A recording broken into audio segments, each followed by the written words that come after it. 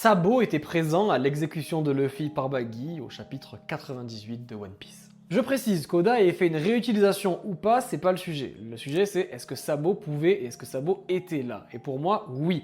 Et en dehors de ça, je pense même pas à une réutilisation dans le cas de Sabo. Si à la limite on avait eu un personnage qui avait été dessiné une fois, comme à ce chapitre-là par exemple, au chapitre 98, je vous dirais, bon, il s'est resservi du design, il a voulu faire un truc stylé, ok. Mais le truc c'est que là on le voit de loin, au chapitre 98, et on voit cette même personne se rapprocher au chapitre 99. C'est-à-dire qu'Oda insiste, c'est la seule personne de la place qui a un design particulier, qui a ce design avec ce chapeau. Le seul, voilà, il est là, il est où Sabo? Il est là, je l'avais pas, c'est le seul, ma fille a perdu le chapeau, c'est le seul qui a ce design avec ce grand manteau noir et son chapeau.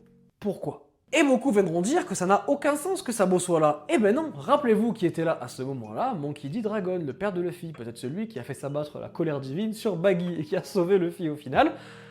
Si Dragon est là, le fait que son second soit avec lui, vous trouvez ça vraiment déconnant?